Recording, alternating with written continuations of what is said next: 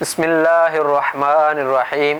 آج ہم انشاءاللہ بات کریں گے غسل کے دوسرے فرض کے بارے میں، اور وہ ہے ناک میں پانی ڈالنا۔ بہت سارے ایسے لوگ ہیں جو یہ سمجھ رہے ہوتے ہیں کہ جس طرح غسل کے اندر ناک میں پانی ڈالنا یہ فرض ہے، اسی طرح وضو میں بھی ہے۔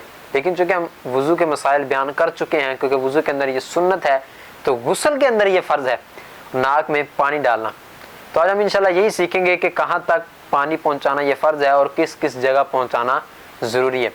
تو پہلے نمبر پہ کہتے ہیں کہ ناک میں پانی ڈالنا دونوں نتھوں کی جو جہاں تک نرم جگہ ہے وہاں تک سونگھ کر پانی چڑھایا جائے، پانی پہنچایا جائے، یعنی نرم ہڈی تک پانی پہنچایا جائے، یہ ضروری ہے۔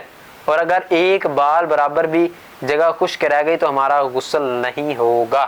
یہ آپ نے اب ذہن میں رکھنا ہے، کیونکہ بعض دفعہ یہ ہوتا ہے ہم تھوڑا سا پانی لیتے ہیں اور ناک صاف کر دیتے ہیں، تو ہم یہ سمجھ رہے ہوتے ہیں کہ ہمارا جو غسل ہے، جو غسل کا یہ فرض ہے وہ ادا ہو چکا، حالانکہ ایسا نہیں ہے۔ تو اب آپ نے ایسا نہیں کرنا ہے کہ تھوڑا سا پانی لیا اور ناک صاف کیا تو ہم یہ یعنی کہ سمجھنے بیٹھنا شروع ہو گئے کہ ہمارا یہ فرض ادا ہو گیا، بلکہ نہیں، جہاں تک نرم ہڈی تک جب تک پانی نہیں پہنچے گا تو ہمارا غسل نہیں ہوگا۔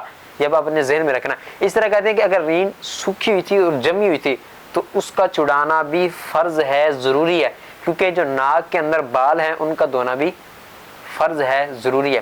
اس طرح کہتے ہیں کہ اگر بلاغ کا جو سوراخ ہے وہ بند نہ ہو تو پانی پہنچانا ضروری ہے، اگر تنگ ہے تو حرکت دینا ضروری ہے، وگرنہ نہیں۔